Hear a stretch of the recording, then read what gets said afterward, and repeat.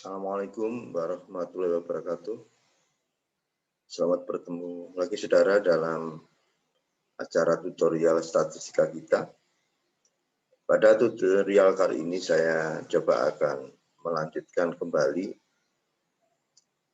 tutorial tentang distribusi probabilitas diskrit. Kalau pada kesempatan pertama sudah saya jelaskan tentang distribusi binomial, maka pada bagian kedua ini saya akan menjelaskan tentang distribusi hipergeometrik.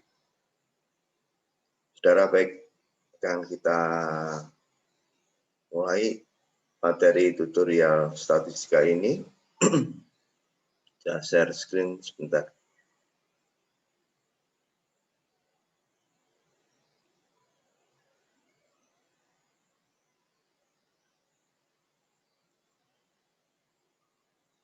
Jadi beberapa distribusi probabilitas diskrit yang sering digunakan di dalam kehidupan sehari-hari, biasanya ada 3, yaitu binomial, hipergeometrik, dan distribusi Poisson. Lalu bagaimana saudara distribusi hipergeometrik yang akan kita bicarakan di dalam lanjutan distribusi probabilitas diskrit yang kita bicarakan.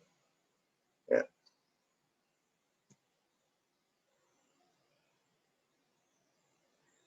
Jadi di sini misalkan kita mempunyai N benda dan K benda diantaranya itu diberikan label sukses, serta N-K benda lainnya diberi label gagal.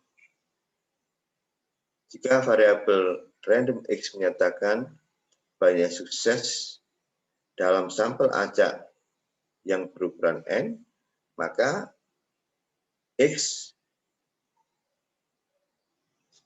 dikatakan berdistribusi hipergeometrik. Saudara, jadi di dalam distribusi hipergeometrik ini terdapat kumpulan benda, di mana di kumpulan benda itu ada 2 kategori, seperti itu ya. Jadi ada satu kategori yang diberikan label sukses dan ada satu kategori yang diberikan label gagal.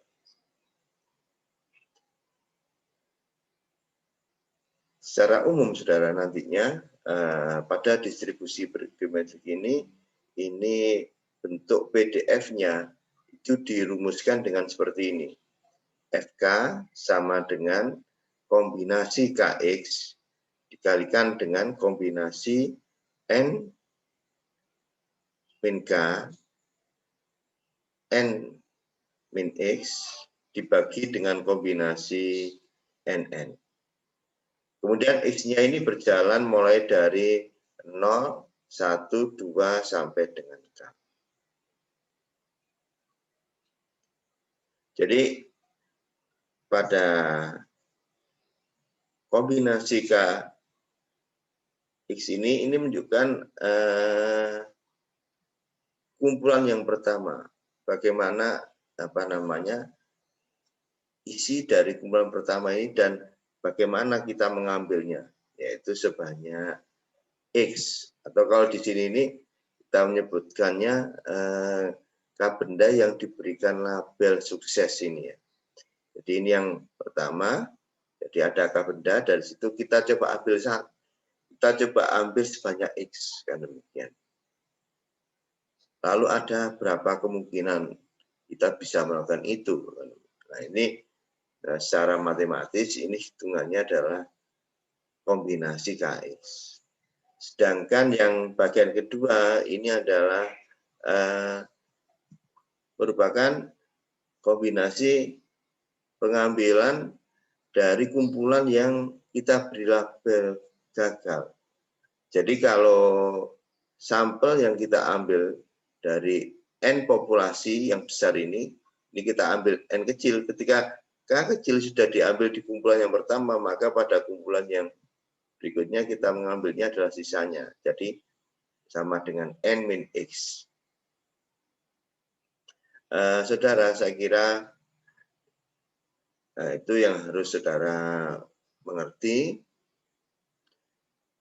Kemudian ini dibagi itu saja adalah banyak sampel, kombinasi sampel seluruhnya ya.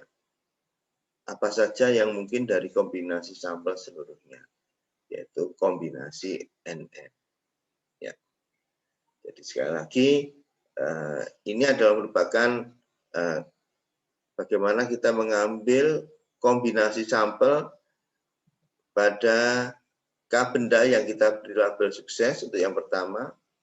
Kemudian yang kedua, bagaimana kita mengambil N-K benda yang kita beri label gagal. Ya, bagaimana kita mengambil N-X dari N-K benda yang kita beri label gagal. Kemudian dari situ, saja ini harus dibagi seluruhnya dari N populasi, bagaimana untuk kombinasinya jika kita mengambil N yang N benda sebagai suatu sampel secara keseluruhan. Ya, barangkali itu cara kita mengerti rumus dari distribusi hipergeometrik. Sama halnya dengan yang lainnya, pada distribusi hipergeometrik ini kita juga bisa memperoleh nilai rata-rata dan nilai variansinya. Jadi nilai rata-rata dari distribusi hipergeometrik, lagi kalau rata-rata itu biasanya kita simbolkan dengan mu untuk rata-rata dari populasi, kemudian untuk variansinya kita simbolkan dengan sigma kuadrat. Untuk yang mu itu adalah N kecil dikalikan K dibagi dengan N. Jadi N itu tadi itu apa? Banyak sampel secara keseluruhan yang kita ambil, baik dari kategori yang baik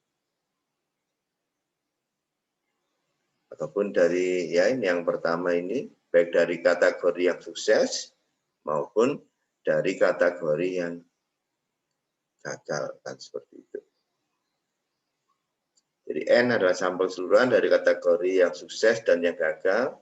K ini adalah kumpulan dari kategori yang sukses, kan demikian. Sedangkan N besar ini adalah banyak populasi seluruhnya. Dan untuk yang variansinya, ya nanti bisa saudara cari dengan menggunakan rumus ini. N dikurangi dengan N, dibagi dengan N besar, dikurangi dengan 1, dan dikalikan dengan N dibagi K per N kali 1 min K per N. Tentu saja ketika saudara cari variansi dari suatu peristiwa hipergeometrik, maka saudara bisa mencari dengan menggunakan rumus ini. Saudara, lalu bagaimana ciri-ciri dari distribusi hipergeometrik ini? Ya. Jadi ciri-ciri dari distribusi hipergeometrik ini hanya ada dua. Pertama, sampel acak berukuran N diambil dari populasi berukuran N besar, di sampel acaknya itu N kecil ya. Kemudian dari populasi yang berukuran N besar benda tadi itu, sebanyak K benda itu kita beri label sukses, dan N-K benda itu kita beri label gagal. Sekali lagi, ini menunjukkan bahwa bagaimana kita masuk dalam distribusi hipergeometrik ini apabila apa saudara? Kita mempunyai suatu populasi dan populasi tersebut kita bagi menjadi dua, ada yang kumpulan dari yang kita beri label sukses dan ada kumpulan dari yang kita beri label gagal. Ya, untuk lebih mudahnya barangkali kita coba masuk ke contoh ya ini.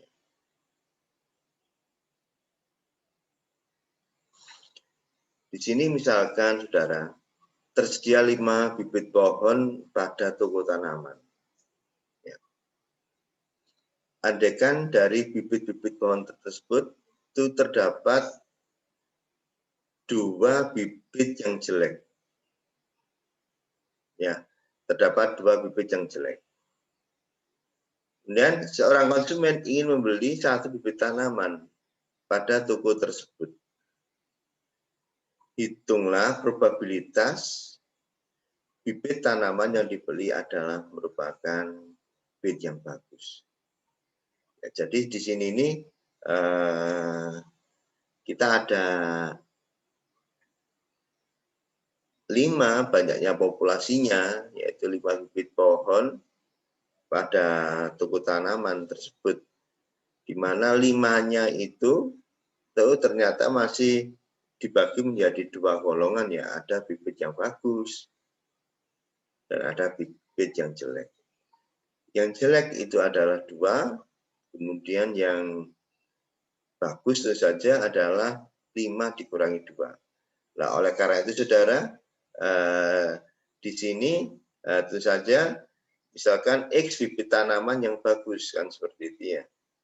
Nah, misalnya di sini ini berapa besar K-nya kan seperti itu ya. Kalau X bibit tanaman yang bagus, maka besar K-nya ada berapa ini? Nah, besar K-nya adalah kalau yang jelek 2 berarti besar K-nya adalah 3 kan demikian. Ya. Jadi di sini adalah kalau X yang bagus, maka K-nya di sini ini adalah banyak yang bagus kan seperti itu ya. Probabilitas banyak kumpulan yang suksesnya berarti. Yang kita kategorikan atau kita beri label sukses. Jadi K di sini ini adalah sama dengan 3 kan demikian. Dari 3 tersebut saudara saja nanti akan, karena yang membeli konsumennya adalah 1, maka di sini akan menjadi kombinasi 31 kan demikian. Jadi di dalam mencari probabilitas ini kita perlu melihat 3 ini sebenarnya berapa sih yang kombinasi yang bisa kita pilih ya. Saja ini kombinasi 31 ya, karena ini hanya hanya 3 kemudian satunya 1 berarti kombinasi 31. Kemudian dikalikan dengan kombinasi 20. Ini adalah yang kita beri label gagal, kombinasi 20, dan ini adalah keseluruhan, berarti kombinasi 51. Jadi probabilitas X sama dengan 1, di mana X di sini ini adalah merupakan bibit tanaman yang bagus. Itu biasanya kita juga sebut sama dengan 1 sama dengan kombinasi 31 dikalikan dengan kombinasi 20 dibagi dengan kombinasi 51. Nah, itu saja kalau saudara selesaikan, ini hasilnya adalah 3/5. Ya. Jadi di sini ini hasilnya adalah 3/5. Baik, ini apabila kita kerjakan secara manual ya saudara ya. Lalu bagaimana kalau kita mengerjakannya dengan menggunakan Minitab? Tentu saja saudara jangan lupa kita masuk di Minitab itu di calc, kemudian probability distribution, kemudian saudara saja masuk pada hypergeometric distribution ya. Setelah itu di hypergeometric distribution, karena yang kita pilih di sini ini adalah probabilitas di X sama dengan 1, maka saudara yang saudara pilih adalah probability. Ya, yang saudara pilih adalah probability. Kemudian saudara masukkan population size-nya adalah 5 ya. Ya, kemudian banyak kejadian di dalam populasinya, event count and population, ini maksudnya ini adalah kategori yang kategori yang sukses, yang kita belah-belah sukses. Di sini ada 3, saudara ya. Kemudian di sini ada sampel size-nya, di sini 1, seperti itu. Kemudian setelah itu ini kita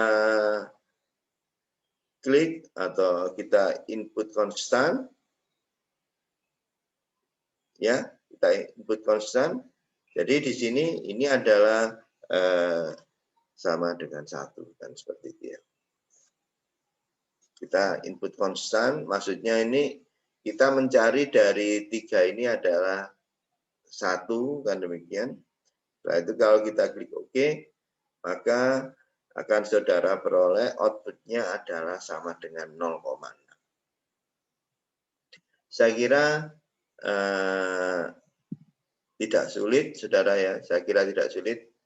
Saudara bisa coba nanti untuk mencari probabilitas yang berhubungan dengan distribusi hipergeometrik yang lain, seperti halnya kalau kita mencari probabilitas pada distribusi binomial, bagaimana kalau misalkan kita menggunakan kumulatif probability-nya, bagaimana saja bisa saudara coba untuk kasus-kasus yang lain, caranya sama. Mungkin bisa saudara cari ya soal-soal yang terkait dengan itu. Namun di sini ada suatu catatan, saudara.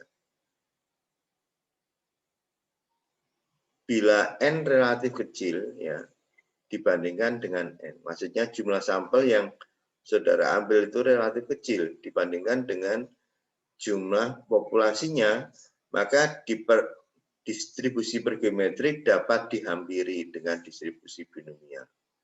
Jadi dalam hal ini bukan distribusi hipergeometrik itu tidak bisa kita pakai, bukan. Cuma kita bisa menghampiri, gitu ya. Kita bisa menghampiri, melakukan satu pendekatan dengan menggunakan distribusi binomial. Sebagai suatu contoh, barangkali ini, misalkan nih saudara ya, ini sebuah perusahaan farmasi melaporkan bahwa di antara 5.000 pemakai obat tertentu, 4.000 diantaranya menggunakan obat generik. Jika 10 orang di antara pemakai obat tersebut dipilih secara acak, berapa probabilitas tepat ada 3 orang yang memakai obat non-generik? Nah, kan demikian. Jadi dari 5.000 yang merupakan N besar kita, ya, ini sampel kita, saudara, hanya 10. Berarti ini kan sangat kecil sekali, kan demikian. Ya. Nah, maka karena sangat kecil sekali, ini bisa kita cari nilai probabilitasnya dengan menggunakan pendekatan distribusi binomial. Karena mungkin kalau dengan binomial kita tidak perlu terlibat di dalam kombinasi yang cukup besar, kan demikian. Cuma bukan berarti hipergeometrik salah, tidak. Ya, hipergeometrik senyampang, saudara bisa mencari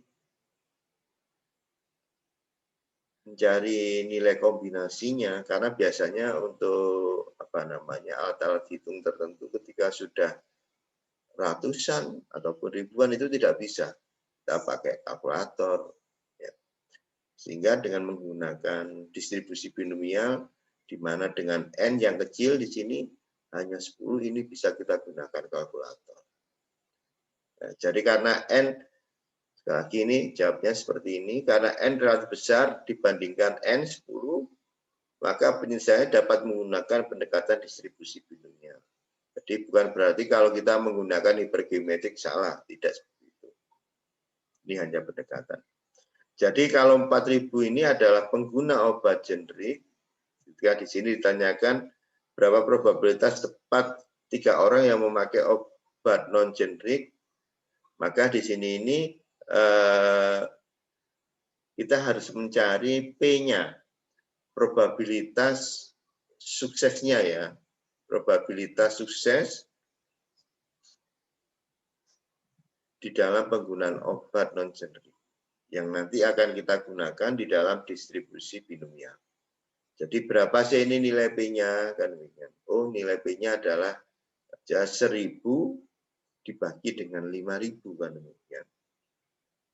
Jadi nilai P-nya adalah sama dengan 0,2 atau 1/5. Kemudian nilai N kita adalah 10 dan X kita adalah sama dengan 3. Dan demikian nilai pendekatan probabilitas X sama dengan 3 kalau kita menggunakan distribusi binomial adalah ini. Berarti kombinasi 10 3, 0,2 pangkat 3 kali 1 min 0,2 pangkat 10 min 3. Nanti kalau saudara hitung, nilainya adalah sekitar 0,201. Barangkali itu saudara materi kita untuk hari ini.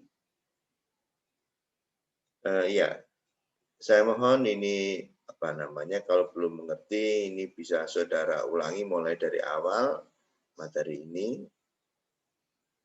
Nanti kalaupun itu masih saudara belum mengerti pula, saudara bisa kirimkan komentar. Insya Allah akan saya jawab komentar yang saudara berikan atau yang saudara tanyakan. Andaikan ada yang belum ngerti, andaikan ya insya Allah nanti kalau saya memang saya lihat memang ini betul perlu dijawab, nanti saja akan saya jawab. Baik saudara, terima kasih. Sekali lagi, mohon klik ya, like, komen, dan subscribe-nya ya, demi berkembangnya channel ini sekali lagi. Ya, saya kira itu. Kita akhiri. Wassalamualaikum warahmatullahi wabarakatuh.